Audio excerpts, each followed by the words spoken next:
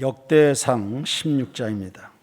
구약성경 역대상 16장 15절에서 17절까지 말씀입니다.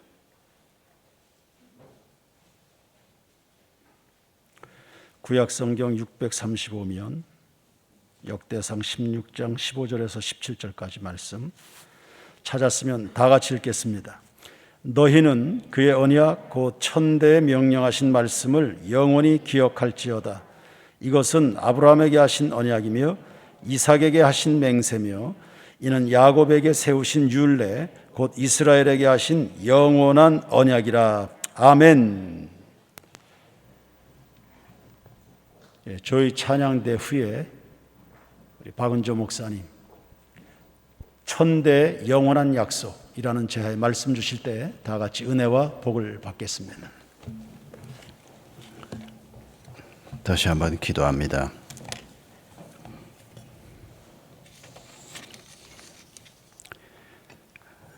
감사하신 주님, 저희는 저희 눈에 보이는 것들을 전부인 것처럼 생각하고 살아가지만은 그러나 하나님께서는 시작과 끝을 보고 계시고 시공간을 초월해서 모든 것을 다스리시며 우리가 꿈도 꾸지 못하고 생각도 하지 못했던 일들을 계획하고 진행하시는 분이심을 믿습니다.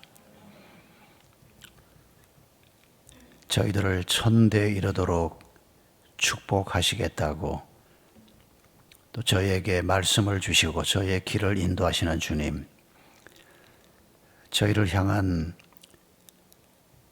하나님의 뜻이 어떻게 이루어져 가야 하는지를 이 밤에 함께 나누어 보려고 합니다.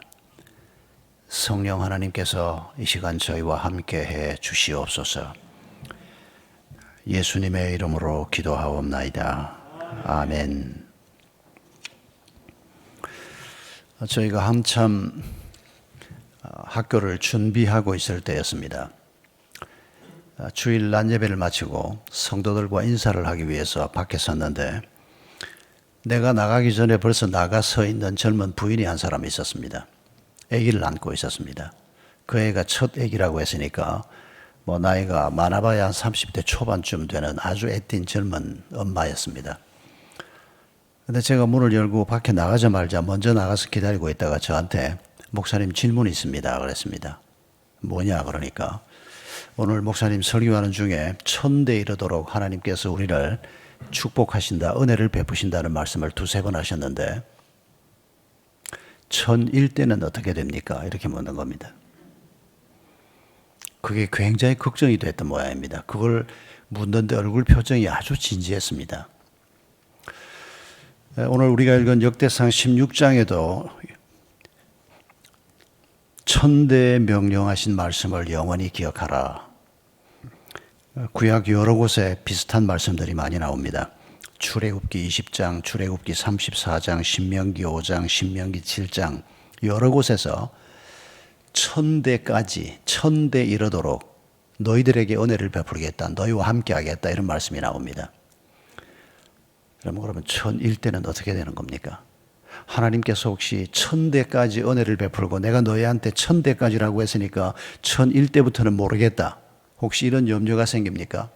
우리 그 자매가 염려하고 질문했던 게 바로 그거였습니다. 여러분, 하나님이 천대까지라고 말할 때 그 말은 영원히라고 하는 말 뜻입니다. 여러분, 예수님 앞에서 베드로가 했던 말 기억합니까? 예수님께서 용서하라 그랬을 때 베드로가 그러면 7번까지 용서하겠습니다. 그때 주님이 뭐라고 얘기합니까? 70번씩 7번이라도 용서해라. 베드로가 침묵했습니다. 예수님의 그 말 뜻을 잘 알아들었던 것 같습니다. 그 구절을 읽으면서 베드로 아닌 내가 혹시 70번씩 7번 용서한다. 그러면 7749, 490번인데 내가 어떤 사람을 490번까지는 용서하고 491번째 이 사람이 또 나한테 악을 행하면 그때는 쳐 죽이든지 어찌하든지 내가 뭘 해도 괜찮다는 말인가? 베드로가 그렇게 질문하지 않았습니다. 70번씩 7번이라도 용서하라. 끝까지 용서하라는 말씀으로 그대로 잘 이해를 했습니다. 성경에 나오는 이런 숫자들을 우리가 너무 숫자로만 해석하지 않고 그 숫자에 담긴 하나님의 마음을 잘 이해하는 것은 아주 중요합니다. 여러분, 하나님께서는 아담 하와를 지으시고 아담 하와의 범죄에도 불구하고 그 이후에 하나님의 백성들을 향해서 계속해서 영원히 내가 너희와 함께 하겠다. 영원히 내가 너희에게 은혜를 베푸겠다. 내가 지금 너희에게 주는 이 말씀은 너희가 영원히 행해야 할 명령이다. 이런 말씀을 계속 반복하십니다. 여러분, 우리가 지구에 살면서 지금 우리가 갇혀있는 이 시공간, 시간도 창조된 것이다 라고 하는 것을 인류가 발견한 지는 별로 오래되지 않습니다. 여러분, 우주 공간에서 지구만 벗어나도 지금 우리가 하루 24시간을 헤아리고 1년 365일을 헤아리는 이 시간이 지구 대기권을 벗어나면 이 시간이 없어지는 거 아시죠? 이거 발견한 지 오래되지 않았습니다. 시간도 창조된 것이다. 공간과 함께. 그러면 하나님은 이 시간과 도대체 어떻게 관계를 맺고 계시는가? 알 수가 없습니다. 우리의 상상을 벗어나는 범위에 있습니다. 여러분, 지구가 얼마나 빠른 속도로 지금 달리고 있는지 아시죠? 그것도 그냥 달리기만 하는 게 아니고 혼자서 빙글빙글 돌면서 우주 공간을 지금 달리고 있습니다. 자전, 공전 우리가 배웠지 않습니까? 엄청난 속도로 자전하고 있습니다. 그런데 느껴지십니까? 지구가 지금 24시간 만에 한 바퀴를 돕니다. 이거 한 바퀴 도는데 이게 몇천 킬로인지 아시겠죠? 365일 만에 태양 주위를 한 바퀴를 돕니다. 그 거리가 얼마인지 여러분 한번 계산을 해 보십시오. 어떤 분이 표현하기를 세탁기가 팽 하고 돌아가는 그 속도보다 몇십 배 빠르게 우주 속에 지구가 지금 달리고 있다는 겁니다. 느껴지십니까? 무슨 소리가 들립니까? 우리한테는 아무것도 들리지 않습니다. 느껴지지 않습니다. 우리가 느낄 수 있는 범주를 벗어나 있다는 얘기입니다. 너무 큰 소리도 우리가 못 듣고 너무 작은 소리도 못 듣습니다. 엄청난 속도로 지구가 지금 달리고 있고 나는 그 지구에 붙어 있는 조그마한 존재일 뿐인데 우리가 전혀 느끼지 못하고 있습니다. 우리가 느끼지 못하고 우리가 보지 못하고 우리가 이전에 알지도 못했던 이런 일들이 지금 과학이 발달되면서 조금씩 우리 앞에 그 실체를 드러내고 있습니다. 그런데 이 모든 것들을 하나님께서는 시작하게 하신 분이고 지금도 이 모든 것들을 움직이고 계시는 분이신데 그런 분이 이 지구에 살고 있는 작은 우리에게 말하기를 내가 너희와 영원히 함께한다. 내가 영원히 너희를 축복하겠다. 이런 약속의 말씀을 계속 주고 계십니다. 여러분, 오늘 본문에서 천대 명령하신 말씀을 너희가 영원히 기억하라. 이것이 아브라함에게 한 언약이고 이삭에게 한 맹세고 야곱에게 세운 율례다. 이스라엘 백성들에게 영원한 언약이다. 이렇게 말씀하셨는데 여러분, 이 이스라엘 백성들이 어떻게 됐습니까? 이 언약의 말씀을 받고 1000년은커녕 500년도 지나지 않아서 물론 아브라함 때부터 계산하면 그럭저럭 1000년이 좀 넘는 시간이라고 말할 수는 있습니다. 그러나 모세 때부터 계산하면 1000년이 안 되는 시간에 먼저 북왕국 이스라엘이 멸망합니다. 150년이 지나지 않아서 남왕국 유다가 멸망합니다. 그걸로 끝났습니까? 아닙니다. 하나님께서 예레미야를 통해서 일찍이 말씀하신 대로 70년의 포로 기간이 지나고 난 다음에 남은 자들을 통해서 이스라엘을 회복시키겠다고 한 약속의 말씀을 이스라엘 백성들이 발견하고 깨닫기 시작합니다. 그리고 포로로 잡혀갔던 사람들은 그 땅에서 다 죽었습니다. 그런데 그 자손들이 4만 명이 넘는 사람들이 그 70여 년쯤 됐을 때 부모들의 고국 땅으로, 조부모들의 고국 땅으로 돌아오기 시작합니다. 이유는 딱 하나입니다. 하나님의 언약의 땅이기 때문입니다. 그곳에서 아직도 하나님께서 행하실 일이 있다는 것을 그들이 알고 바벨론 땅에서 혹은 이방 땅에서 태어나고 거기서 자리를 잡고 언어를 배우고 거기에서 먹고 사는 법을 터득하고 친구들이 거기에 다 있고 모든 생활 기반이 거기에 다 있는데 그걸 전부 정리하고 폐허가 되어 있는 이스라엘 땅으로 돌아옵니다. 그렇게 해서 그들을 통해 하나님께서 한 시대를 또 만들어 가십니다. 그러나 그들이 새로운 이스라엘 운동을 시작했지만은 세계 역사 속에서 결국 이것저것 다 무너지고 맙니다. 알렉산더가 그리스 제국을 세워서 그 지역을 석권하는가 하면 알렉산더가 죽고 난 다음에 나라가 네 쪽이 나고 그중에 프톨레미라고 하는 한 왕조가 또 팔레스틴 땅 중심에서 그 땅을 통치를 합니다. 또 다른 지배자가 일어나고 또 다른 지배자가 일어나고 이스라엘 백성들은 나라를 세우지 못한 채 세속화되고 점점점 무너져 갑니다. 그런 상황 속에서 예수 그리스도가 오셨습니다. 예수 그리스도가 오셔서 하시는 말씀이 아브라함의 후손들이 하나님의 백성으로 세움을 받았는데 이제 새 이스라엘을 세운다고 주님이 선포하셨습니다. 그래서 무너진 12지파 대신에 새로운 12제자를 세우셨습니다. 이 12제자가 가지고 있는 가장 중요한 상징성은 무너진 12지파 대신에 새롭게 세워진 12제자라는 뜻입니다. 12제자가 누구냐보다 더 중요한 것은 이 12제자로 표현된 새 이스라엘이 형성이 되고 여기에는 아브라함의 피를 넘어서서 민족을 넘어서서 문화를 넘어서서 모든 민족이 이 새 이스라엘로 새롭게 들어오게 되는 이 시작점을 예수 그리스도께서 여셨습니다. 그리고 사도 바울이 우리가 아브라함의 후손이라고 로마서에서 설명합니다. 아브라함이 믿음으로 의롭다함을 받은 것처럼 우리도 예수 그리스도께서 나를 위해서 십자가에 죽으신 그 죽음을 믿음으로 받아들이고 예수 그리스도께서 부활하신 그 부활이 바로 나의 부활인 것을 믿음으로 받아들일 때 아브라함과 같이 우리도 의롭다함을 받고 우리가 바로 아브라함의 후손이 된다. 로마서 5장에서 사도 바울이 이런 설명을 합니다. 아브라함의 하나님, 이삭의 하나님, 야곱의 하나님이라고 표현했던 그 표현이 이삭의 하나님, 야곱의 하나님, 바울의 하나님, 그리고 오늘 우리의 하나님으로 이 하나님이 영원히 우리의 하나님이 되시는 것을 성경이 이런 방식으로 보여주고 있는 것입니다. 여러분, 오늘 역대상 16장에서 말씀하신 아브라함에게 하신 언약이 무엇입니까? 창세기 12장 1절로 3절에 나오는 언약이 핵심적인 표현입니다. 여호와께서 아브라함에게 말씀하셨습니다. 너는 너의 고향과 친척과 아버지 집을 떠나서 내가 네게 보여줄 땅으로 가라. 가나안 땅으로 가라고 말씀하셨습니다. 내가 너로 큰 민족을 이루게 하고 네게 복을 주고 내 이름을 창대케 할 것이다. 네가 복이 될 것이다. 너를 축복하는 자에게 복을 내리고 너를 저주하는 자에게는 내가 저주를 하겠다. 이 땅의 모든 민족이 너로 말미암아 복을 받을 것이다. 이것이 아브라함에게 주신 약속입니다.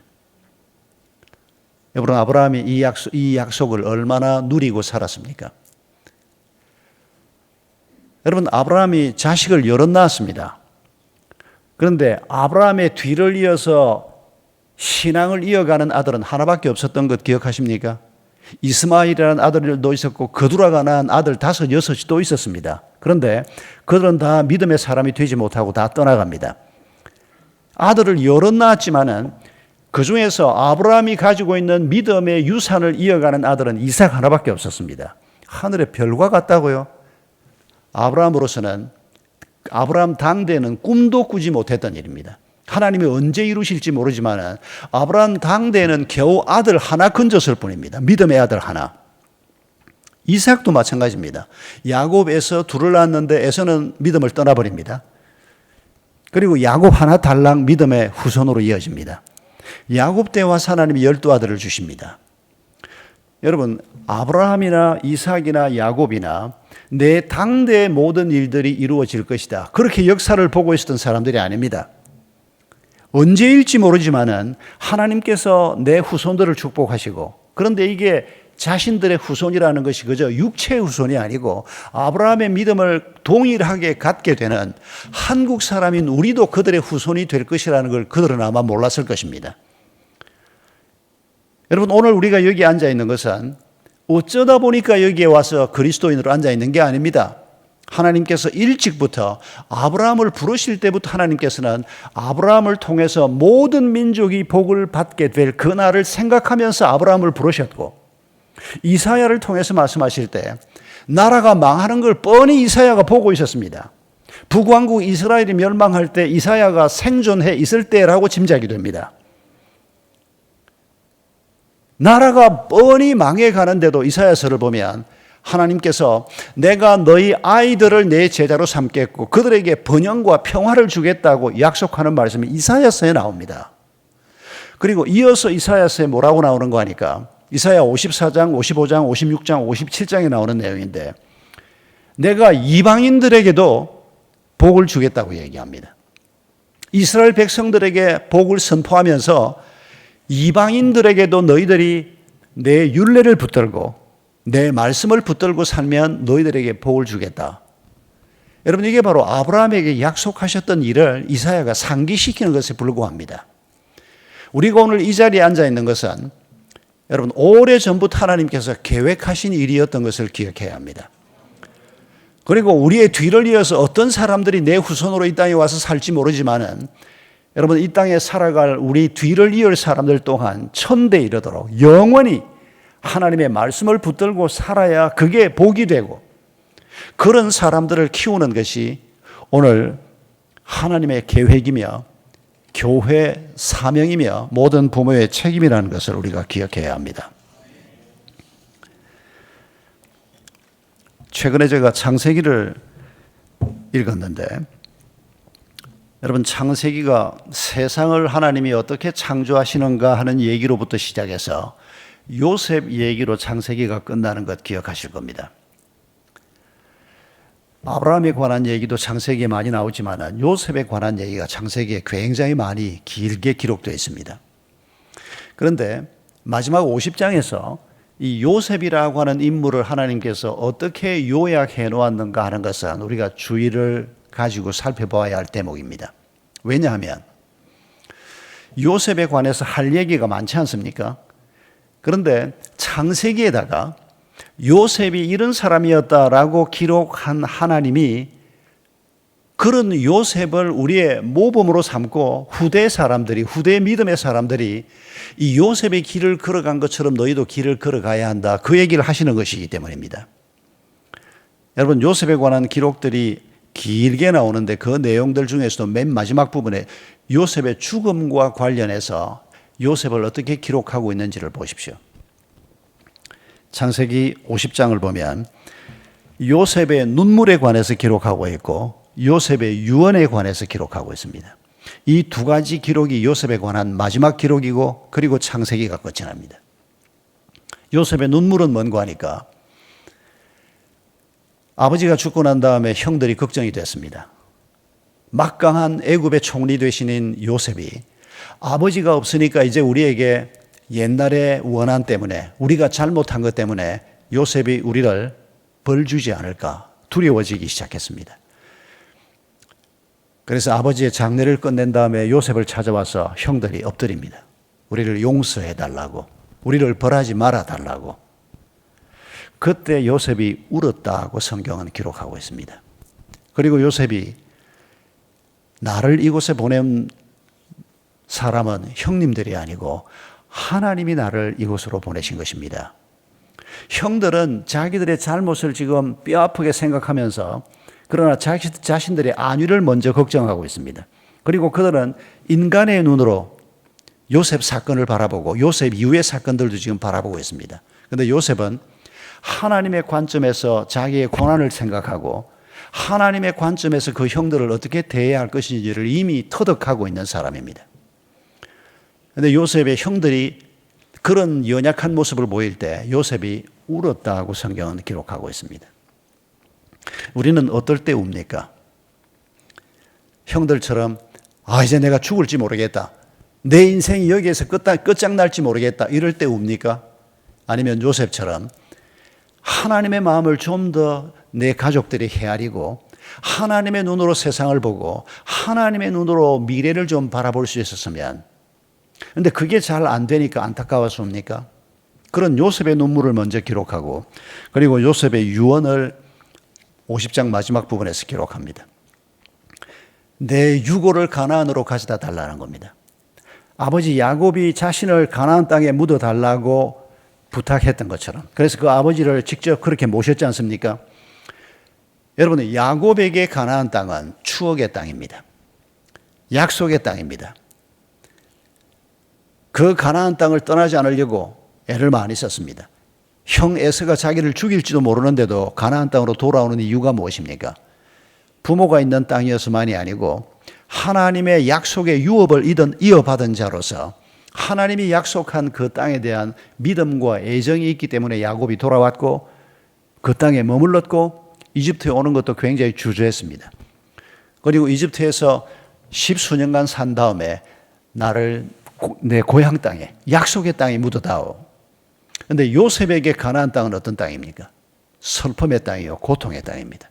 어릴 때 형들이 자기를 노예로 팔아버리는 끔찍한 땅입니다. 돌아보고 싶지 않은 땅입니다. 그 형들의 잔인한 행동으로 말미암아 죽음보다 더 처절한 경험을 오랫동안 겪었던 그 가나안 땅은 별로 그렇게 쳐다보고 싶지 않은 땅일 가능성이 많습니다. 그런데도 그런 상처를 요셉이 다 극복하고 있습니다. 그리고 그 가나안 땅은 내게 고통이었고 눈물이었던 그 모든 것들조차도 하나님의 섭리 속에 있고 너희들이 이 땅을 나갈 때 언젠가 하나님이 그 땅을 분명히 주실 거니까 이 땅을 나갈 때 내 유골도 함께 가져나가다오. 여러분, 이집트에서 죽은 모든 조상들의 유골을 다 들고 만약 출애굽하려고 했으면 엄청난 문제가 생겼을 겁니다. 유골은 달랑 요셉 거 하나만 들고 나갑니다. 상징적인 의미이기 때문입니다. 여러분, 이집트는 요셉에게 영광의 땅입니다. 명예로운 땅입니다. 번영의 땅입니다. 영웅으로 자기가 추대받았던 땅입니다. 그런데도 요셉의 마음이 이집트에 있는 것이 아니고 애굽의 총리를 지냈던 그 영광이 자기의 영광이 아니고 하나님께서 주시겠다고 한 그 약속의 땅을 바라보고 내 후손들이 그 언약과 연관해서 공동체를 만들어 갈 것을 바라보고 있는 이 요셉을 하나님이 창세기 마지막 부분에서 우리에게 소개하고 있습니다. 천대 이르도록 내가 너에게 주는 명령, 천대 이르도록 내가 너희를 축복하겠다고 하는 하나님의 말씀, 이게 요셉에게 이런 방식으로 투영돼서 나타나는 것을 볼 수가 있습니다. 여러분, 오늘 이런 말씀을 저녁 예배 시간에 나누면서 제가 사실 여러분이 시작한 이 기독교 학교 운동과 연관해서 개인적인 간증도 좀 함께 드리고 싶은 마음이 있어서 이 말씀을 먼저 나누었습니다. 왜냐하면 하나님께서 우리에게 천대 이르도록 은혜를 베풀려고 하는데 1대로 끝나고 2대로 끝나고 마는 경우가 너무 많습니다. 그리고 이게 현실적으로 우리에게 참 힘겨운 과제라는 것을 살아오면서 많이 느꼈습니다. 제가 1981년에 신학대학원을 졸업하고 서울로 부름을 받았습니다. 서울영동교회라고 하는 교회 부름을 받고 사역을 시작했습니다. 그 교회에서 3년 동안 강도사로 있다가 3년 후에 담임 목사로 33살에 부름을 받았습니다. 그 교회에서 성도들을 섬기면서 그때 우리가 아주 젊은 부부였고 아기도 저희가 결혼하고 5년 만에 태어난 아기가 첫 아기였으니까 제가 담임 목사가 됐을 때 이제 겨우 아기 하나 태어난 정도였습니다. 그리고 제가 주로 맡은 게 젊은 사람들을 좀 양육하는 일에 관심이 많았고 그 일을 맡고 있었습니다. 그래서 처음에 목회를 시작하면서 하나님의 나라가 확장돼 가고 우리 시대에 하나님의 나라가 형성되는 일을 위해서 젊은 사람들의 가정을 잘 세우도록 도우면, 그리고 이 사람들이 사회생활을 하면서 믿음의 길을 걸어가면 하나님이 영광을 받지 않으실까, 이런 마음을 많이 주셔서 가정사역, 부부의 삶 이런 것들에 주력해서 사역을 했습니다.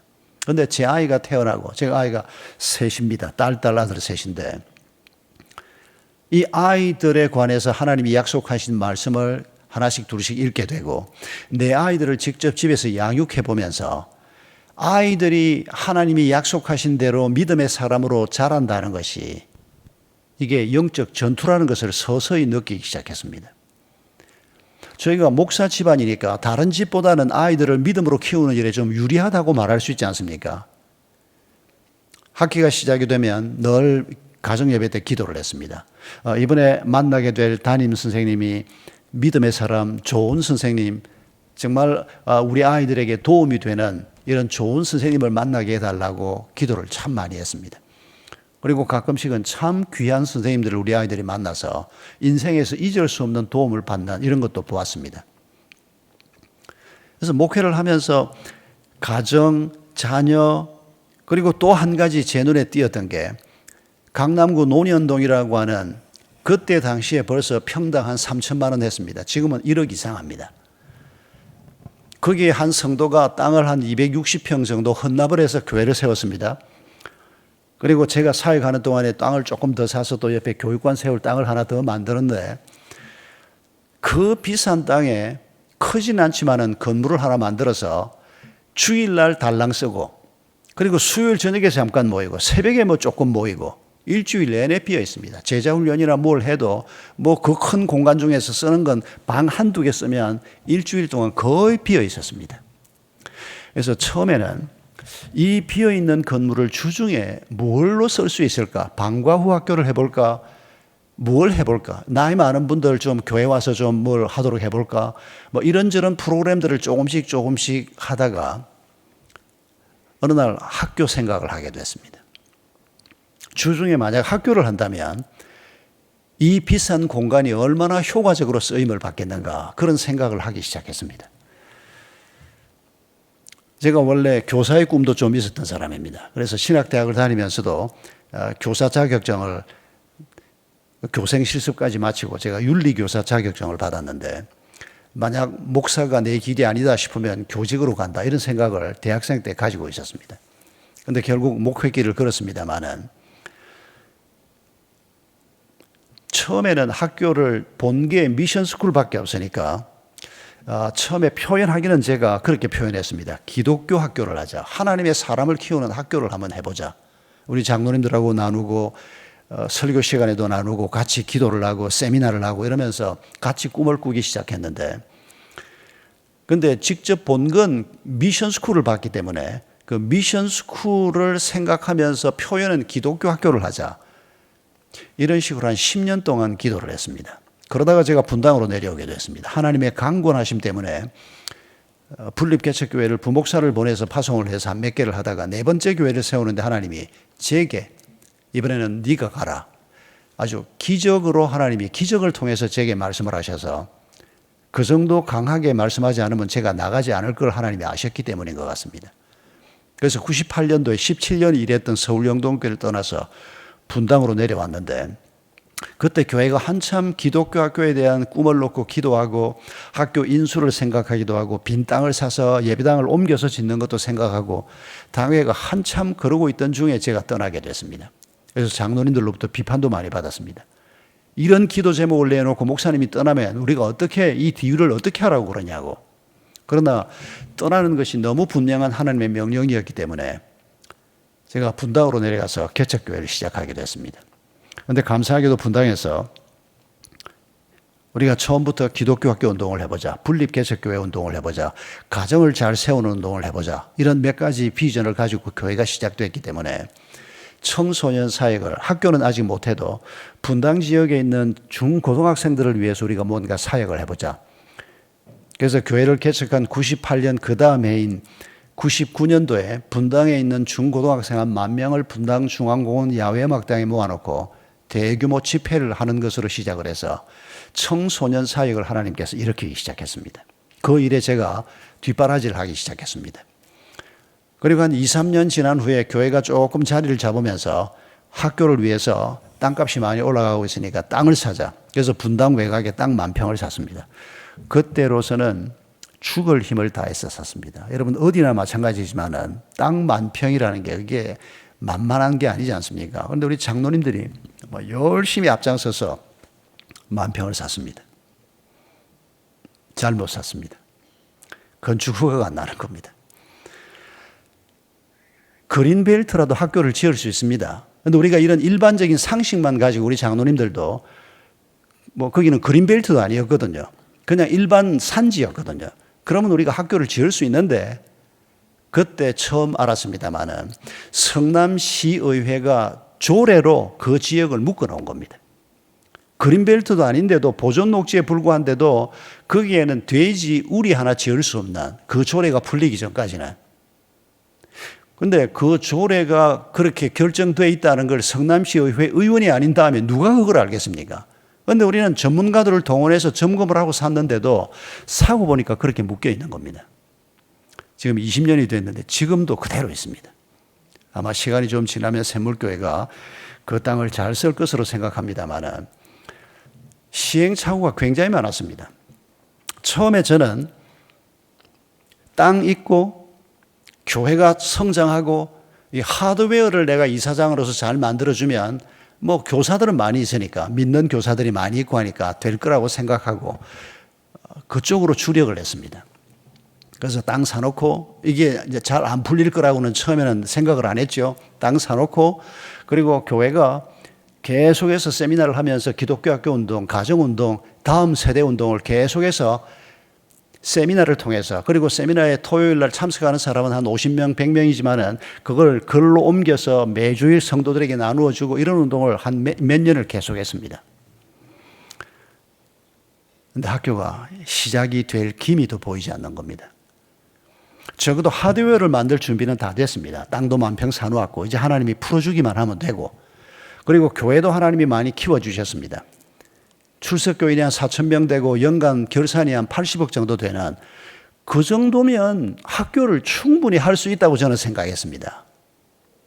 그런데 학교는 그렇게 세워지는 게 아니었습니다. 하나님이 완전히 막아놨습니다. 장로님들도 해보자 그러고 온 교회도 해보자 그러는데 길이 뚫리지가 않는 겁니다. 그러다가 제가 13년 임기가 다 됐습니다. 임기가 지금 끝날 때는 점점 다가오는데 어느 날 세미나에 왔던 교수님, 젊은 교수님 한 분이 저를 만나고 가겠다고 전갈이 왔습니다. 제가 토요일 오후가 돼서 그 세미나에 저는 들어가지 않고 나중에 이제 강의안만 제가 읽기로 하고 또 아니면 녹화해 놓은 걸 보기로 하고 그날 제가 서재에 앉아 있었는데 그래서 잠깐 차 한잔 하자고 그래라. 차를 한잔 하는데 지금 그 교수님 이름도 제가 기억 못 합니다. 근데 그분이 했던 말은 제가 잊을 수가 없습니다.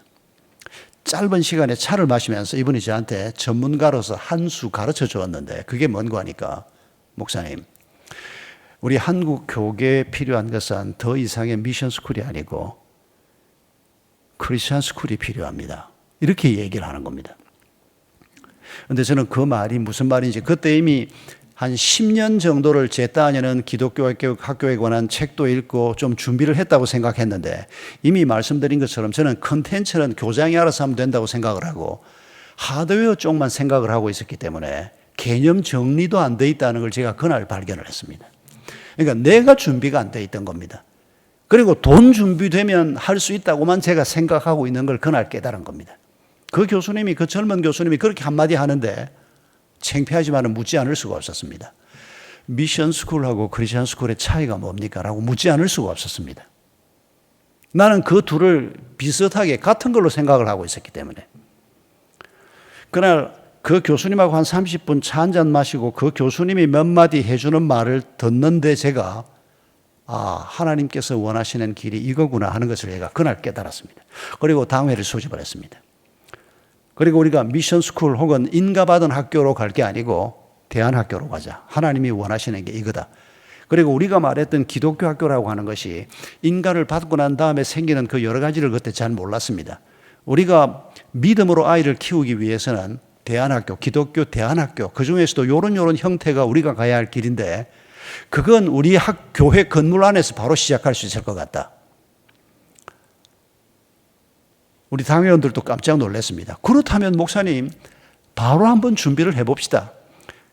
그래서 2006년에 유치원과 초등학교 1, 2, 3, 4학년을 뽑아서 지금 우리 세인 기독학교처럼 첫걸음을 여러분이 금년에 첫걸음 3월 달에 첫걸음 떼놓은 것처럼 2006년에 우리가 그 첫걸음을 떼놓았습니다.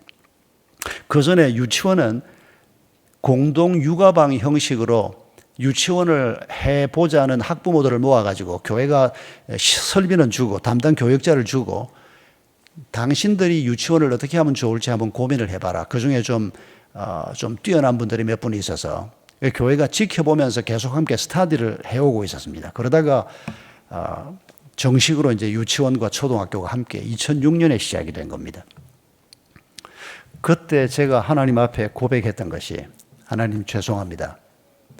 이게 돈으로 되는 일이 아닌데 정말 아이들을 키우기 위해서 우선순위가 뭔지를 제대로 생각하지 못하고 하드웨어만 준비되면 되는 것으로 제가 그렇게 생각했던 것에 대해서 깊이 회개했습니다.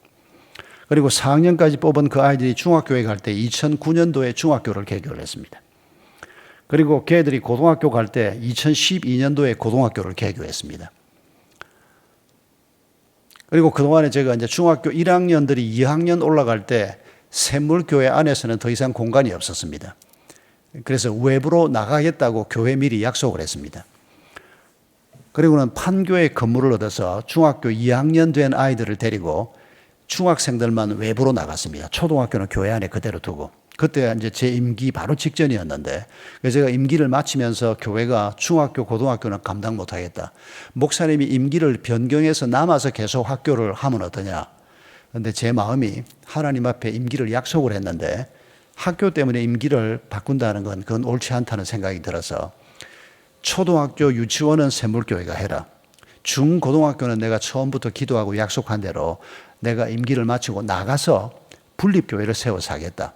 그래서 중학교 안에 중학교 학부모들이 중심이 돼서 판교로 200명의 성도를 파송을 해서 중학교가 시작이 됐습니다. 그리고 고등학교를 세울 때 제가 2012년도에 제가 임기를 마치고 이제 샘물교회를 정식으로 떠나게 됐습니다. 그때 용인 동백으로 내려가서 그때 150명이 파송을 받아서 이 150명 되는 그러니까 재직교인 150명입니다. 이분들이 고등학교를 설립해서 지원하기 시작했습니다. 그때 하나님이 제게 주신 교훈이 뭔가 하니까 네가 학교를 세우는 게 아니다. 내가 세운다. 너는 교회가 이만큼 자랐으니까 교회가 뒤에서 백업을 하고 이만한 인적인 자원이 있고 물적인 자원이 있고 땅도 있다 그렇게 말하지만은 기독교 학교가 그렇게 세워지는 게 아니다. 그걸 하나님이 뼈저리게 제게 가르쳤습니다. 그러니까 몇천 명이 출석하는 교회, 엄청난 재원이 있는 교회, 땅도 준비가 됐는데도 하나님이 그 길은 막아 놓으셨고, 그리고 제가 나와서 이제 캠퍼스 2개를 가지고 작은 교회를 2개를 시작을 했는데, 이 교회가 제가 이제 주일마다 양쪽, 이쪽 9시 예배, 저쪽 11시 예배 이런 식으로 설교를 하면서 두 교회를 함께 이끌어 갔는데, 이 한쪽은 중학교를 이제 후원하는 교회고, 한쪽은 고등학교를 후원하는 교회고, 중고등학교는 판교에 함께 있었고, 2014년에 하나님께서 땅을 주셨습니다. 용인 동백에 땅을 주셨습니다. 우리가 판교에 분당에 우리 아이들 대부분이 다 있으니까 이 판교 분당을 중심해서 자동차로 한 20분 거리 이내에 지도를 그려놓고 수십 군데를 보고 돌아다니면서 기도를 했습니다. 그런데 용인 동백에 하나님이 땅을 주셨습니다. 그리고 거기에 2014년 여름까지 건축을 끝내고 2014년 가을에 그때 고3 1기 졸업생들이 고3이 됐던 초등학교 4학년 때 입학을 해서 이제 고3이 된 아이들이 한 학기 동안 우리 새 캠퍼스에서 보내고 그리고 1회 졸업생이 나왔습니다. 그게 2015년 1월 달, 2월 달에 졸업식을 한 겁니다. 이제 그 아이들이 이제 한 7년 지났습니다.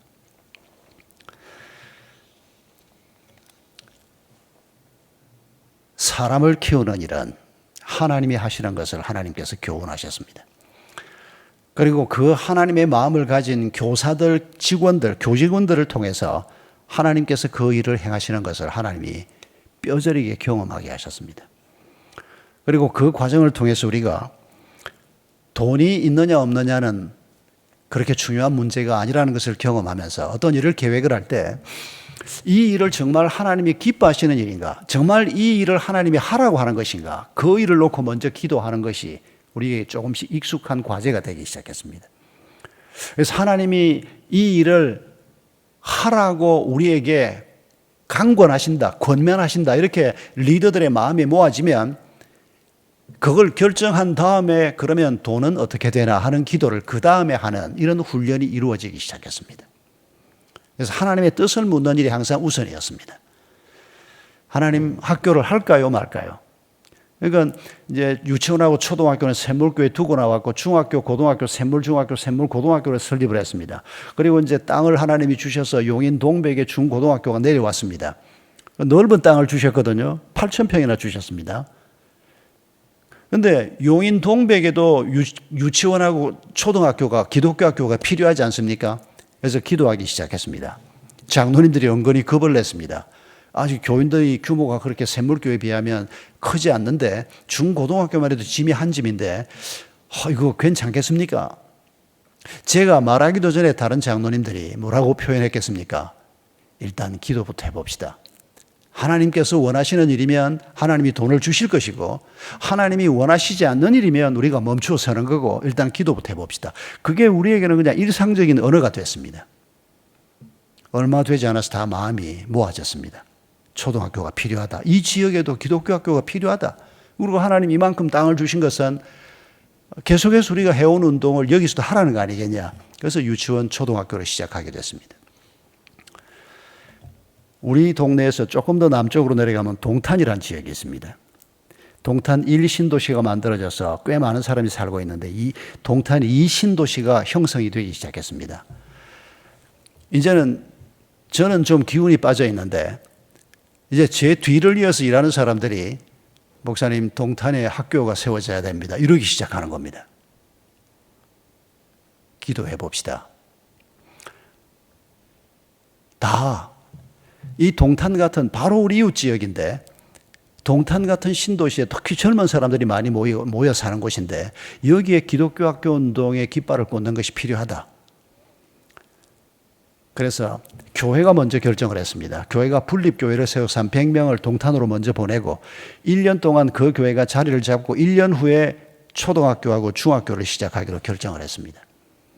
아마 그 동탄에 있는 학교는 우리 세인교회 성도들이나 세인기독학교가 익히 알고 있는 그 학교 리더들이 깊이 관계를 맺고 서로 오고 갔던 얘기를 제가 전해 듣고 지난 3월에 학교 개교할 때 그 개교했던 영상을 제가 우리 학교의 책임자들이 저한테 보내주어서 제가 다 보았습니다. 그래서 오기도 전에 예배당 잘 지어놓은 것도 제가 다 보고 학교 교장 선생님부터 시작해서 여러분들 얼굴도 제가 그 영상을 통해서 다 봤습니다. 여러분 우리는 하나님이 명하신 말씀을 우리 삶에 적용시키는 문제를 생각할 때 뭐 저부터도 늘 그런 실수를 범해왔습니다마는 항상 우리는 먼저 돈부터 걱정합니다. 돈이 있으면 뭐든지 할 것 같고 돈이 없으면 아무것도 못할 것 같고 여러분 이게 벌써 우리가 돈을 너무 과대평가한다는 증거입니다. 돈을 하나님 자리에 자꾸 갖다 놓는 겁니다. 여러분 이 위협에서 우리가 벗어나야 합니다. 하나님이 돈만 좀 주시면 우리 아이들 잘 키울 것 같습니까? 큰일 날 소리 하시면 안 됩니다. 하나님이 돈만 좀 주시면 우리 교회가 너무 잘 될 것 같습니까? 큰일 날 소리를 하고 있는 겁니다. 하나님이 돈만 좀 주시면 노후가 든든할 거라고 생각이 됩니까? 이미 돈을 신으로 섬기고 있는 사람들이 전형적으로 하는 말입니다. 기독교 학교 운동도 마찬가지입니다. 기독교 학교 운동을 하면서 깨닫는 게 그겁니다.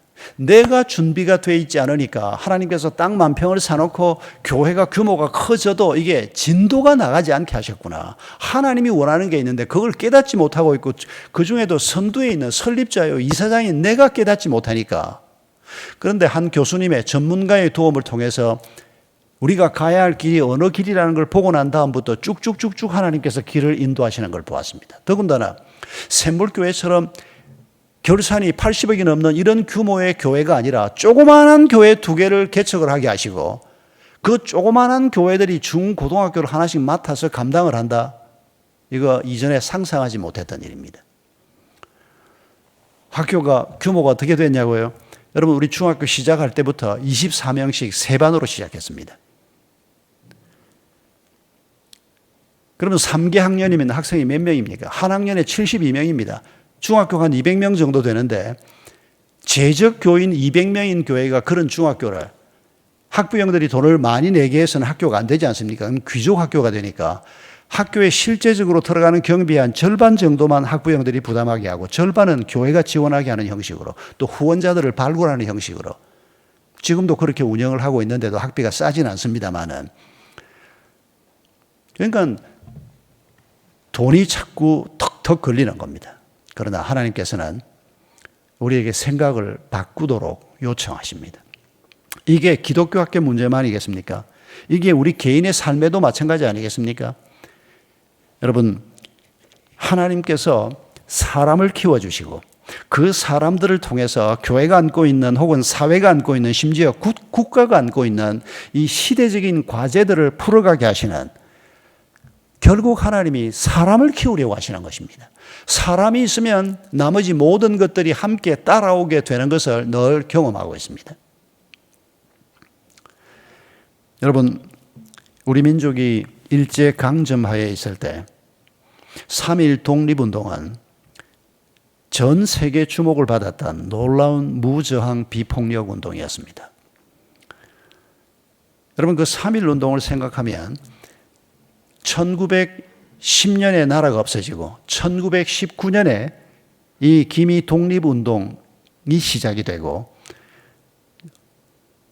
전 민족이 일어나서 조선의 독립을 외치는 이런 엄청난 사건이 벌어지게 했고, 여러분, 이 저항운동에 대해서 일제가 얼마나 두려워했으면, 그리고 그 이후에 일어났던 주기철 목사님의 저항운동이라든지 이 조선 민족이 보여준 일본 이 제국주의에 대한 저항운동 때문에 일제가 조선의 청년들을 전부 징집을 해서 군대에 끌고 가는 계획을 진행을 하지를 못했습니다. 여러분, 조선에 그때 당시에 1,300만이 살고 있었고 그중에 한 100만 명의 젊은 사람들만 뽑아가도 전투 인력이 엄청나지 않습니까? 일본보다는 숫자가 작지만은. 그런데 일본 리더들이 고민한 게 뭔가 하니까 손에 칼도 없고 창도 없고 아무것도 없을 때 맨손으로 민족 독립을 외치고 계속해서 저항운동이 계속 일어나고 있는 이 민족을 100만의 청년을 만약에 2차 대전에 갖다 박아 놓으면, 그것도 총을 주워 놓으면 이 사람들이 일본을 향해서 총을 쏘면 어떡할 건가? 이 두려움 때문에, 조선 민족에 대한 두려움 때문에 징용제를 시작을 못했습니다. 계속 미룹니다. 하긴 해야 되겠는데, 하기만 하면 엄청난 자원이 조선 청년들이 전투에 나가서 총알바지 역할을 할 수 있는데, 그러나 하지는 못합니다. 1년 연기하고 또 1년 연기하고 결국 전쟁의 막바지에 가서야 징용을 결정을 합니다. 징집을 결정을 합니다. 얼마나 많은 청년들이 살아났는지 모릅니다. 마지막에는 결국 징집 때문에 많은 사람이 끌려갔고 바로 그때 저희 아버지도 끌려갔습니다만은, 여러분, 이런 저항운동 속에서 제가 유관순 열사에 관한 글을 읽으면서 다시 한번 하나님의 은혜에 감사하지 않을 수가 없었습니다. 공주에 샤프 선교사가 계셨습니다. 이번 처녀 때 이름은 제가 메모를 해오지 않아서 지금 기억을 못합니다. 이분이 1900년에 29살 때 처녀로 조선 선교사로 왔습니다. 미국인입니다. 그런데 이분이 샤프라고 하는 총각 선교사를 만나서 조선 땅에서 결혼을 해서 미세스 샤프가 됩니다. 이분들이 공주에서 사역을 했습니다. 그러다가 남편이 전염병에 걸려서 죽습니다. 그때 30대 초반이었던 이 미세스 샤프가 돌아가지 않습니다. 여러분, 그때 조선 땅이 어떤 땅입니까? 그런데도 이 젊은 여성인 과부가 된 이 샤프 선교사가 돌아가지 않고 공주에서 학교를 세우고 계속해서 선교 활동을 하는데, 이분이 1910년에 공주에서 천안 아우네까지 전도를 하러 나왔다가 거기에서 10살이던 유관순을 만납니다. 자세한 기록을 제가 아직 찾아 읽지는 못했는데 천안 아우네에서 10살이던 유관순을 만나서 그 부모에게 유관순을 내게 양딸로 보내달라고 부탁을 합니다. 그때 유관순의 부모님들도 이미 그리스도인이었던 걸로 알고 있습니다. 어린 딸을 서양 선교사한테 보내는 게 쉽지 않았을 텐데 이 부모님이 허락을 하고 10살이던 유관순이 공주로 오게 됩니다. 그리고 이 선교사가 설립했던 학교에 입학을 합니다. 바로 기독교 학교였습니다. 이 명선어학당에 입학을 해서 한 몇 년 공부를 하다가, 그리고 이 선교사가 장학금을 만들어서 유학당으로 서울로 보냅니다. 그렇게 긴 시간은 아닙니다. 아직 20이 채 되지 않은 유관순이 10살 때 선교사를 만나서 기독교 학교에 들어가고 유학당으로 옮겨가고 이런 과정에서 그가 독립운동에 헌신하는 모습을 보면 하나님께서 조선의 독립을 외치는 일을 자신의 사명으로 주신 것이라고 믿고 외친 것이 틀림없습니다. 목숨을 겁니다, 그 일에. 여러분, 우리 민족이, 우리 조상들이 3.1 독립운동 같은, 3.1 만세운동 같은 이런 운동도 한번 없었다고 하면 여러분, 우리 민족의 자존심이 뭐가 되겠습니까? 어쩌면 그런 정도의 자존심도 없었다면 일제에서 우리가 독립을 못했을 가능성도 있습니다. 그냥 그 속에 섞여 들어갔을 겁니다. 말도 뺏겼죠. 성도 뺏겼죠. 내선 일체라고 하는 일본의 정책이 먹혀 들어갔을 가능성도 있습니다. 그런데 끈덕지게 저항운동을 했던, 여러분 그 가운데 그리스도인들이 얼마나 많았던가를 우리가 기억합니다. 김구 선생을 비롯해서 이상재 선생, 안창호 선생, 우리 유남 이승만 박사, 많은 분들이 계셨습니다만은 그때의 어렸던 10대의 소녀 유관순 선생을 생각을 할 때, 여러분 이게 기독교 학교에서 하나님 앞에 자기의 사명이 뭔가, 망해가는 조국을 바라보면서 이 조국을 위해서 그리스도인인 내가 뭘 해야 하나, 그 어린 소녀가 결국 자기의 목숨을 바쳐서 감옥에 끌려 들어가서도 만세운동을 일으키는, 민족의 자존심을 지켜주고 조선의 독립을 위해서 걸음이 되어주신 이 유관순이라고 하는 열매가 기독교 학교 운동의 열매였다는 것을 잊지 말아야 합니다.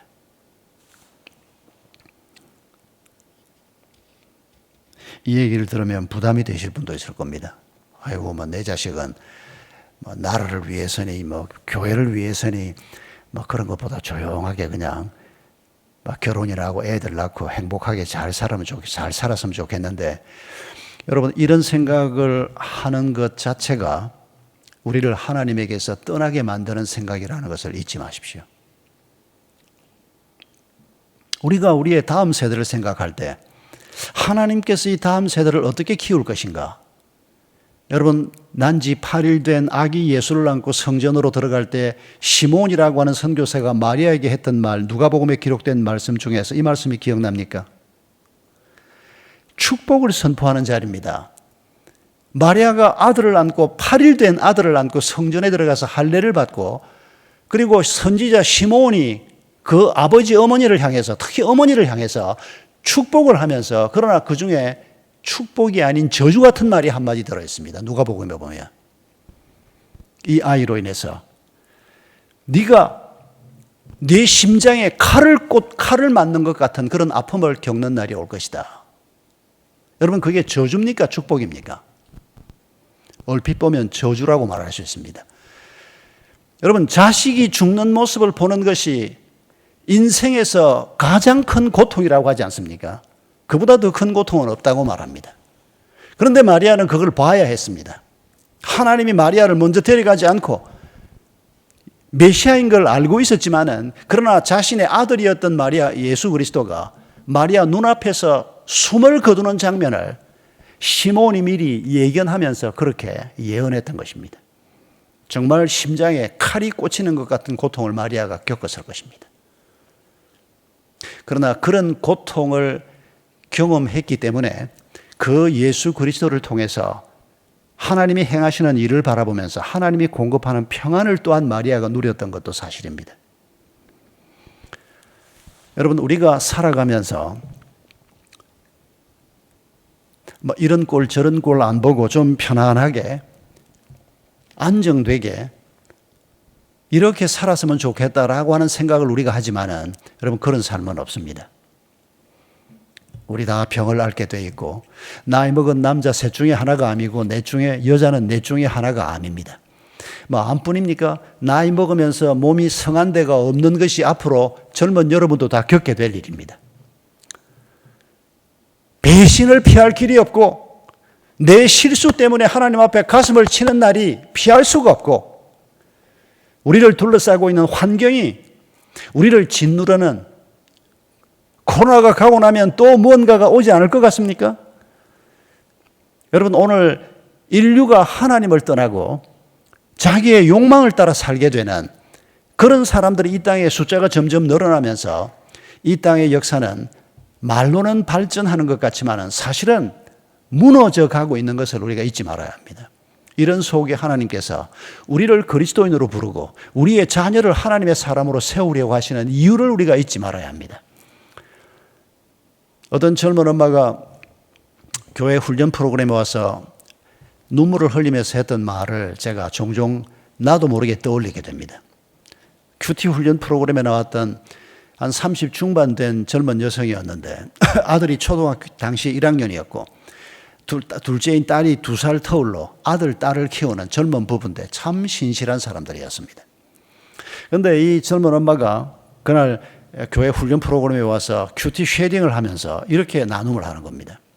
며칠 전에 이 부부가 이제 저녁에 아이들하고 같이 가정 예배를 드리고 아이들이 잘 때 이제 엄마 아빠가 번갈아 가면서 하루는 엄마가 아들한테 그 다음 날은 아빠가 아들한테 잠자리에 들어갔을 때 애들한테 동화책을 읽어주고 성경을 읽어주고 또 마지막 잠들기 전에 얘기도 좀 나누고 그리고 아이를 위해서 이제 축복 기도를 해주고 아이가 잠이 들고 이걸 철칙처럼 지키는 여러분 이거 정말 귀한 일입니다. 우리가 아이들을 이렇게 만약 양육해 나가면 그 아이들을 기독교 학교에 안 보내도 믿음의 사람으로 잘 키울 수 있을 거라고 저는 믿습니다. 기독교 학교가 물론 큰 도움이 되는 건 사실이지만은 그러니까 그렇게 신실하게 아이를 키우고 있고 믿음으로 살려고 애쓰는 부부라는 걸 제가 알고 있었습니다. 그런데 큐티 쉐링을 하고 적용 부분을 나누면서 이런 얘기를 하는 겁니다.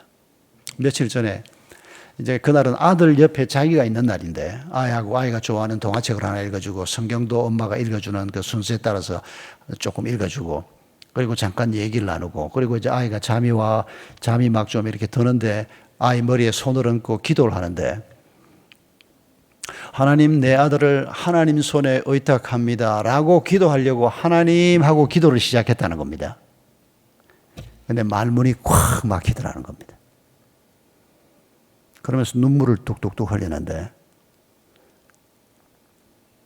그 다음 말을 제가 기다리고 있었습니다. 다른 사람들은 무슨 일이길래 이런 눈빛으로 쳐다보고 있고 이 엄마가 한 다음 말은 다른 말이 아니고 하나님 내 아들을 하나님 손에 의탁합니다라고 기도하려고 이제 잠든 이 아들을 하나님 손에 맡깁니다라고 하는 마음을 가지고 있는데 맡긴다는 말을 차마 기도를 못하겠더라는 겁니다. 그 순간에 든 생각이 뭔가 하니까 내 아들을 하나님 손에 맡겨놓으면 하나님이 무슨 짓을 하실지 몰라 이런 생각이 든 겁니다. 여러분 우리 모두가 안고 있는 문제입니다.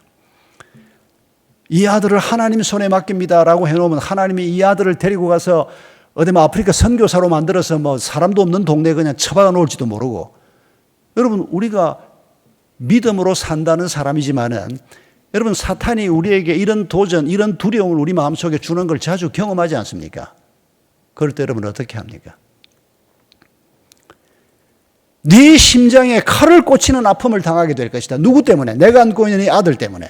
그 예수 그리스도가 모든 사람의 죄 사함을 위해서 자신의 몸을 제물로 바치는 이 엄청난 인류 역사에서 아니 우주 역사에서 가장 중요한 사건이 이루어지는 그 현장에 어머니가 서서 자신의 심장에 칼이 꽂히는 것 같은 그 아픔을 당하는 날이 올지라도 여러분 그게 인류에게 축복이 되는 모든 사람을 살리는 출발점이 되는 이런 일을 하나님이 계획하고 계시다는 것입니다.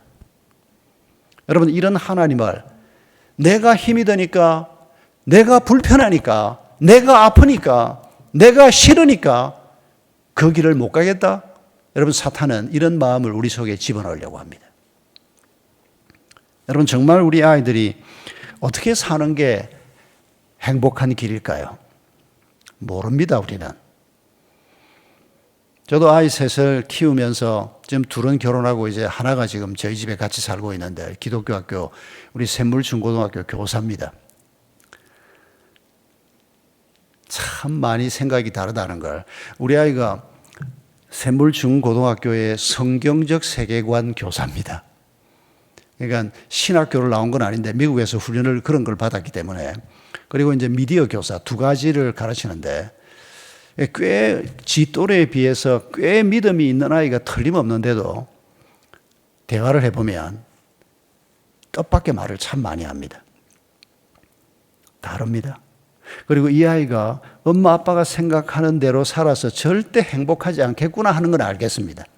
특히 제 아내는 보수적이고 여성들이 특히 그렇듯이 제 아내는 제 딸이 아주 안타깝습니다. 왜냐하면 샘물중고등학교 정교사가 돼서 몇 년 동안 열심히 섬겼습니다. 그리고 아이들 가르치는 걸 참 좋아하는데 이 아이가 어느 날 엄마하고 상의도 안 하고 학교 사표를 던졌습니다. 사실은 얘가 그 PD 출신입니다. 그쪽 일에 늘 이 사모하는 마음이 있습니다. 교사가 참 좋긴 한데 그리고 자기는 교사로서는 그렇게 적합하지는 않은 사람이다. 이런 두려움이 늘 마음속에 있는 걸 제가 알고 있는데 그러니까 학교에서는 그냥 그만두지 말고 이틀이라도 나와서 좀 가르쳐라. 그래서 지금은 이제 학교에 하프타임으로 이틀만 나가서 가르치는. 근데 엄마가 볼 때는 풀타임으로 하면 얼마나 안정되는데 나중에 뭐 퇴직금도 다 있고 뭐 세상에 그런 안정된 직업을 그걸 박차고 나와가지고 지금 이 엄마는 그게 안타깝습니다. 그런데 아이는 그렇게 살고 싶어 하질 않습니다. 학교가 좋으니까 이틀 정도는 내가 나가겠다. 그러면 한 시간에 얼마 주는 그 시급 계산을 해서 얼마 못 받습니다. 이틀 나가서 일해봐야. 근데 아이는 자기가 영상을 만들고 그 영상을 가지고 뭔가를 하는 이제 원래 공부를 할 때 그런 쪽으로 공부를 했기 때문에 그래서 PD가 됐다고도 이제 또 나온 것도 그런 일을 좀 하고 싶어서 나왔는데 같은 믿음을 가지고 있는데도 기독교 학교 교사로 일을 하는데도 그 아이가 행복해지는 게 뭔지 내가 봐도 잘 모르겠어요. 구체적으로 생각하면 내가 행복해지는 방식하고 내 딸이 행복해지는 방식이 엄청나게 다르다는 걸 느낍니다. 나이 차이 때문이기도 하고 여러 가지 차이 때문에. 그러나 한 가지 믿는 것은 하나님께서 내 딸을 이 땅에서 믿음으로 행복한 사람으로 살도록 붙드실 것이라는 것을 믿습니다. 그래서 아이를 위해서 기도할 때 하나님께서 이 아이를 맡아주십시오. 이 아이가 하나님을 온전히 의지하게 해주십시오. 이 기도는 확실하게 제가 확신을 가지고 할 수 있습니다. 빨리 시집 가게 해주세요. 그건 잘 모르겠습니다. 빨리 시집을 가는 것이 이 아이가 행복해지는 건지 좀 더 천천히 가는 게 행복해지는 건지. 여러분 하나님께서 결국 우리를 또 우리의 자녀들을 제자 삼는 것이 중요합니다. 하나님 비슷한 존재로 삼으시는 것이 중요합니다. 그렇게 되기를 부모가 노력해야 할 것입니다. 여러분 마태입을 통해서 하나님이 말씀하지 않습니까? 너희가 모든 민족을 제자 삼으라. 주님이 유언으로 남겨주신 지상대명령의 핵심어가 제자 삼으라입니다. 우리가 제자 삼는 것은 자녀가 있으면 당연히 자녀가 제자 되게 하는 것이 부모의 가장 큰 책임입니다. 자녀가 좋은 대학에 가는 것이 우리의 중요한 책임이 아닙니다. 좋은 대학을 갈놈을 못 가게 만드는 건 그럴 필요는 없지만은 좋은 대학이 목표가 아니고 어디에 있든지 간에 수입이 얼마가 되든지 간에 그 아이가 서 있는 그 자리에서 그리스도인으로 살아가고 그리스도의 정인으로 살아갈 수 있는 믿음을 가진 자, 지혜를 가진 자, 이런 사람을 키우는 것이 부모의 가장 중요한 책임인 것을 잊지 마십시다. 그게 제자입니다. 교회에서 우리가 주일학교 교사를 맡든지 구역의 책임을 맡든지 제자 삼는 사역이 교회의 핵심 사역이 되어야 할 것입니다. 교제 모임이나 이런 것들은 그렇게 핵심 사역이 되지 않아도 괜찮습니다. 여러분 주님이 우리를 제자 삼으라. 그런데 아이들을 불신자들이 주로 움직이는 세속적인 학교에 집어넣어 놓고 집에 돌아와서 얘기를 해보면 아이들이 벌써 초등학교 한 4학년, 5학년에서 벌써 세속적인 사고방식이 머릿속에 점점점 채워집니다. 하루 종일 학교에 가 있기 때문입니다. 하나님을 알지 못하는 교사들이 설명하는 가치관을 계속 접하기 때문입니다. 부모가 어떻게 감당을 하겠습니까? 저희가 기독교 학교를 시작했던 이유는 바로 이 한 가지 이유 때문입니다. 제 아이들도 목사 집에서 매일 가정 예배를 드리고 그러지만은 학교에 가서 하루 종일 있다 오면 아이들 마음속에 이물질이 끼일 수밖에 없습니다. 돈이 최고라고 느끼고 세상에서 이렇게 살아야 인생을 잘 사는 것이라고 끊임없이 바깥에서 듣는 정보 때문에. 그런데 함께 예배를 드리고 함께 성경적인 가치를 가지고 대화하는 것은 부모 자식 사이에도 아주 짧은 시간밖에 안 되고 목사의 가정인데도 그게 역부족이라고 느껴지고 방법이 기독교 학교를 하는 방법밖에 없다. 자연스럽게 그런 결론에 이르게 되고 그걸 교회 비전으로 삼게 되고 한 10년 이상을 기도하고 준비하면서 그리고 마침내 학교가 시작이 됐는데 내가 예상했던 것하고는 너무 달리 하드웨어도 중요하지만은 그보다 훨씬 중요한 것이 교직원들이고 아이들이 그리스도의 제자가 되게 하기 위해서 필요한 것들을 하나님이 어떻게 공급하시나, 그걸 그동안 보아왔습니다. 사랑하는 성도 여러분, 마태복음 24장 38절에 보면 마태의 입을 통해 하나님께서 우리에게 경종을 울리고 있는 얘기가 하나 있습니다. 노아 때 8명만 구원받았습니다. 그런데 방주를 타지 못하고 구원받지 못한 사람들에 대해서 마태를 통해 하나님이 남겨주신 표현이 뭔가를 잊지 말아야 합니다. 이렇게 말합니다. 먹고 마시고 장가가고 시집가고 그러다가 방주를 타지 못했다는 겁니다. 여러분, 하나님이 뭘 얘기하는지 느껴지십니까? 아니, 도둑질하고 간음하고 폭행하고 뭐 그런 나쁜 짓 하다가 방주를 못 탔다고 얘기하는 게 아니고, 먹고 마시고 장가가고 시집가고 이러다가 하나님이 행하시는 큰 일을 놓쳐버렸다는 겁니다. 내 눈앞에서 하나님이 일을 행하시는데도 그 중요성을 보지 못했고, 노아가 계속해서 음성으로 그 중요한 얘기를 들려주는데도 일상생활에 묶여서 그 일을 제대로 보지 못하고 듣지 못하고 합류하지 못하고 멸망의 길로 걸어갔다고 마태복음을 통해서 우리에게 말하고 있습니다. 똑같은 일이 오늘 우리에게도 반복되고 있습니다. 여러분, 먹고 사는 일이 작은 일이 아니지 않습니까? 집이라도 한 칸 가지고 아이들을 양육하고 가족들이 이 세상에서 생존한다는 것이 결코 작은 과제가 아닙니다. 그러니까 먹고 마시고 집이라도 한 칸 장만하고 옷이라도 제대로 입성 좋게 입으려고 하고 결혼하고 결혼시키고 이런 일상생활이 함부로 해서 될 일은 아닙니다. 잘 해야 됩니다. 그러나 여기에 묶이지 말라는 겁니다. 여기에 묶여서 하나님이 우리 시대에 내 눈앞에서 엄청난 일을 행하는데 나는 그 일에 아무 관심도 없고 그 일에 마음을 열지도 못하고 그 일에 협력자가 되기는커녕 심지어 반대자가 되는 이런 일들이 우리에게 비일비재하게, 노아 때만이 아니라 오늘도 비일비재하게 우리 가운데 벌어지고 있다고 하나님이 말씀하시는 것입니다. 우리 세인 기독학교를 저도 오늘 방문은 처음 했지만은 뭐 학교가 아니고 오늘 교회 방문을 하긴 했습니다만은, 제가 한 38년 동안 사역을 하면서 교회는 서울 영동교회 담임 목사로, 그리고 분당 샘물교회 분립개척을 제가 맡아서, 또 판교 샘물교회를 제가 맡아서, 또 동백 용인 은혜 샘물교회 네 교회 담임 목사를 제가 하면서 학교를 계속 세웠습니다. 첫 번째 학교는 분당에 있고, 두 번째 학교는 용인 동백에 있고, 세 번째 학교가 동탄에 세워졌습니다. 제가 이사장으로 있으면서 이제 학교를 시작을 했고, 제가 은퇴하면서 이제 새로운 이사장이 지금 세워져 있고, 그런데 제가 우리 세인 기독학교 얘기를 초기부터 쭉 들었습니다. 우리 총괄교장으로 있는 권문영 장로님이 처음부터 제게 계속 목사님 이런 일이 있습니다, 이런 게 진행이 되고 있습니다, 계속 알려주었습니다.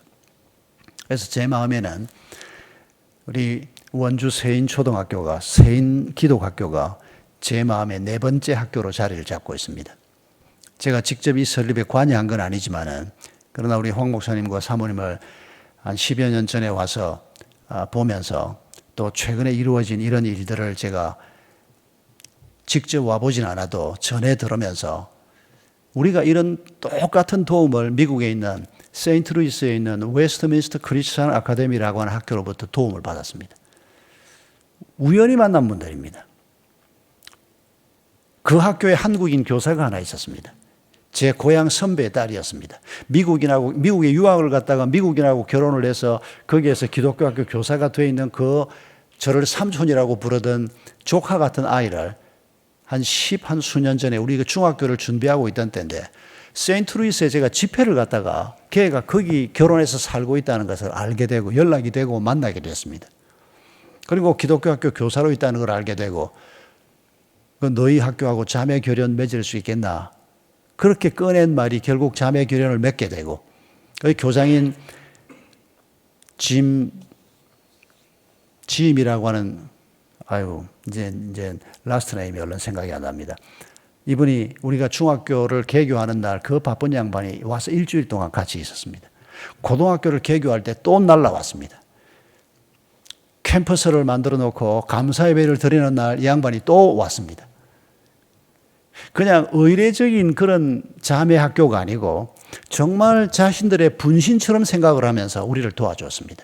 1월이 되면 학생들 한 3, 40명, 교직원들이 한 10명, 한 달 동안 거기에 가서, 거기는 방학이 아니니까 아이들이 직접 교실마다 다 들어가서 미국 아이들하고 똑같이 영어가 좀 서툴러도 훈련을 받게 해줍니다. 한 달 동안 300불만 내면 됩니다. 홈스테이 해주고 교사나 학부형 집에 방 한 칸을 주고 그 아이를 태워서 학교까지 싣고 왔다 갔다 하면서도 300불만 내면 아침 먹여주고 저녁 먹여주면서 말도 안 되는 값이지요. 그런 도움을 꾸준히 받고 교직원들이 계속 가서 연수받고 저도 한 번씩 가면 교제를 하고 오고 그러는데 우리가 그런 도움을 받으면서 우리가 이 은혜를 갚아야 할 텐데 그런데 우리 황 목사님이 우리 이찬영 목사한테 전화를 한 겁니다. 작년에. 전화가 왔다고 저한테 연락이 왔습니다. 그러니까 우리가 도움받은 것을 우리가 갚아야 될 텐데 그랬는데 이게 세인 기독학교를 돕는 것이 하나님의 은혜를 갚는 길이구나.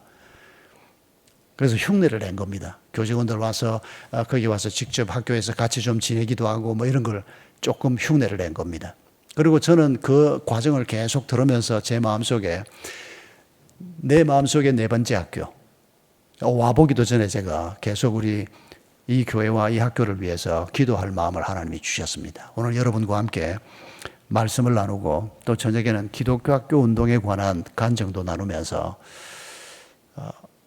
여러 교회들 같이 하나님이 부르신 게 아니고 특별히 다음 세대를 이 대안학교, 기독교 학교를 통해서 세워가는 이 꿈을 여러분에게 주셔서 이제 학교가 시작이 되고 교회가 이렇게 자리를 잡게 된 이 시점에서 여러분을 뵙게 된 것을 참 감사하게 생각합니다.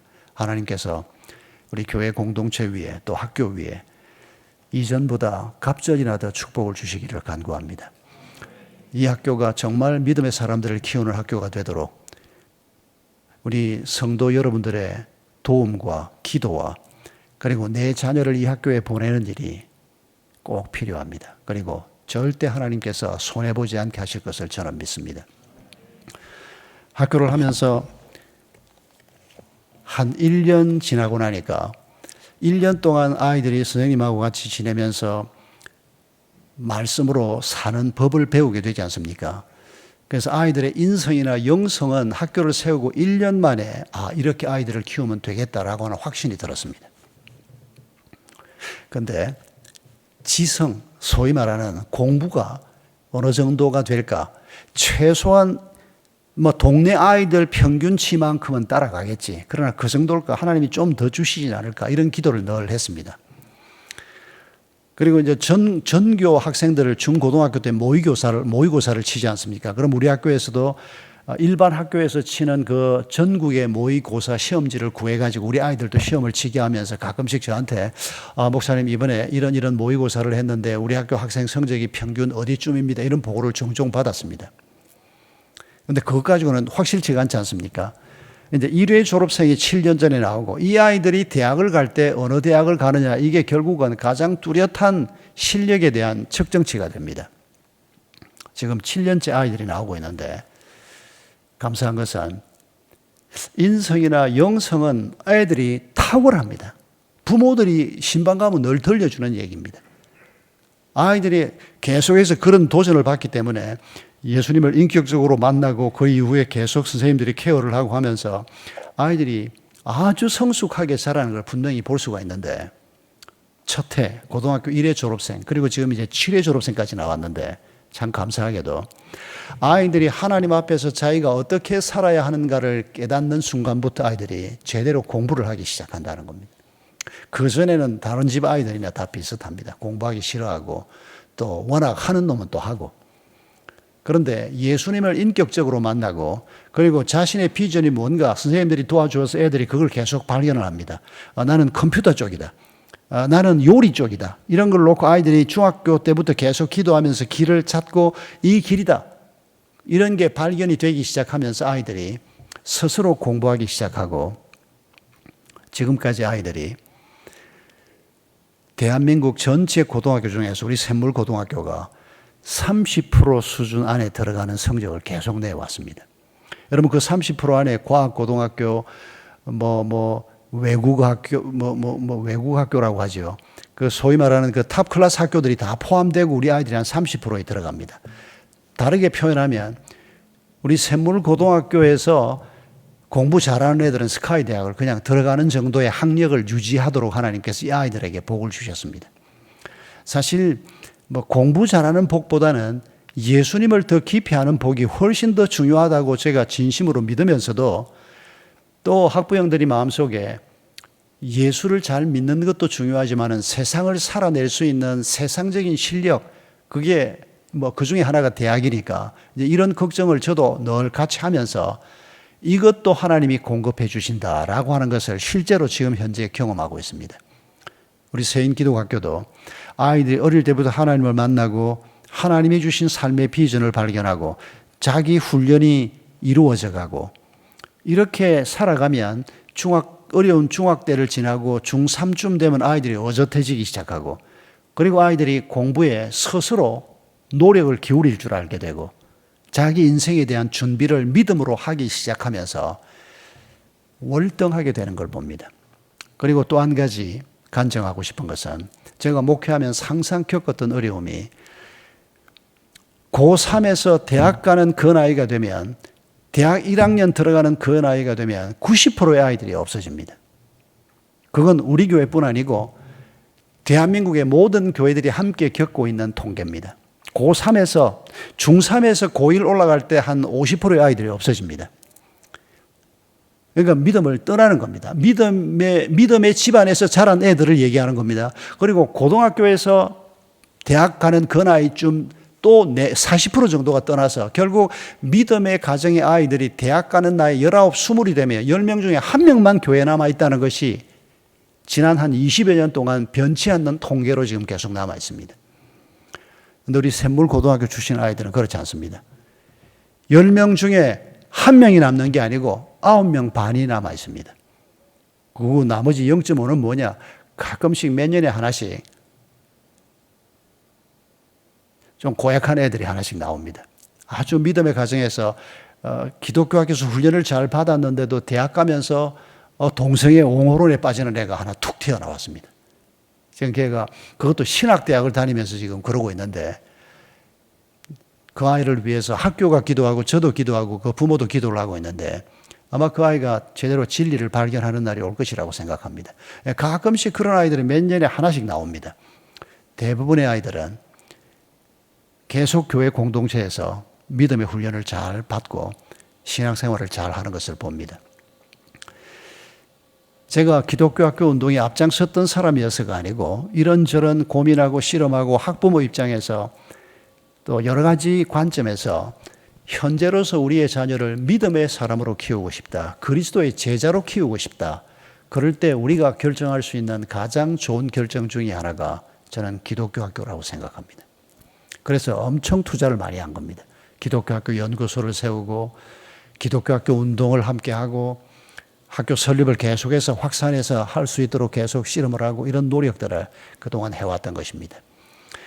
우리 세인교회가 이런 운동의 동역자가 된 것을 진심으로 하나님께 감사합니다. 그리고 여러분 앞에 제가 경험했던 것 이상의 하나님의 축복이 학부모 여러분과 교회 공동체 그리고 학교 공동체에 이런 하나님의 축복이 있을 것을 저도 함께 기도하고 기대하겠습니다.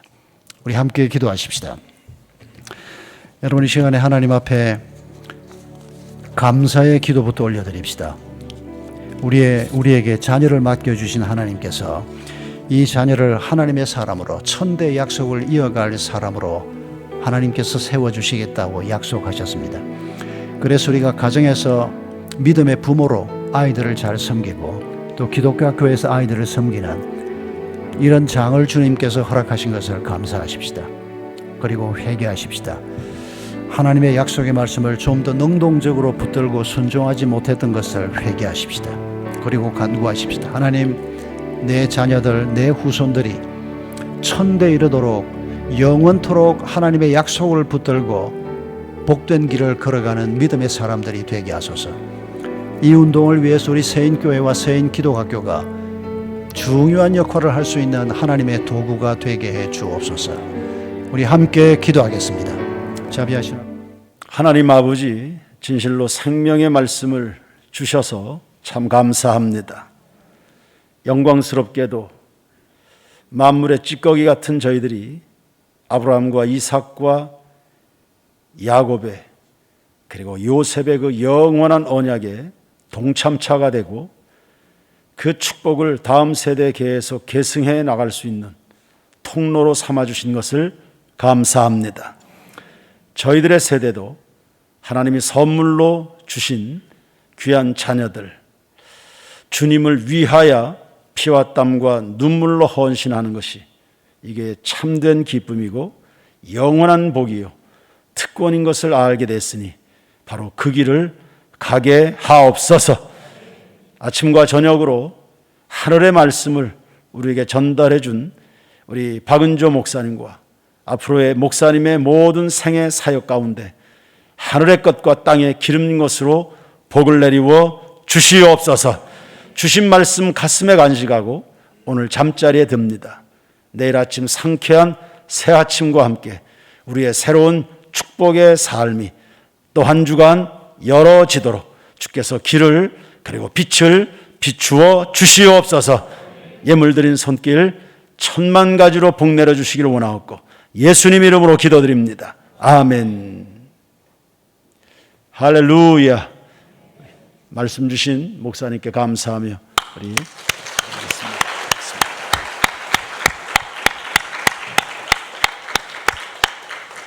예배 후에 우리 장로님들은 우리 목사님과 또 인사 나누도록 하겠습니다. 목사님 축도해 주심으로 예배 마치겠습니다.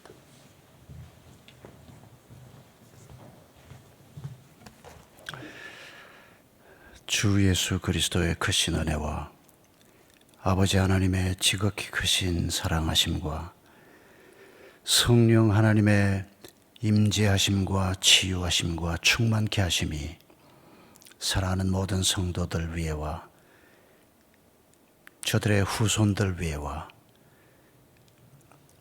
세인교회 공동체와 세인기도학교 공동체 위에 영원토록 함께 하옵시기를 간절히 축원하옵나이다. 아멘.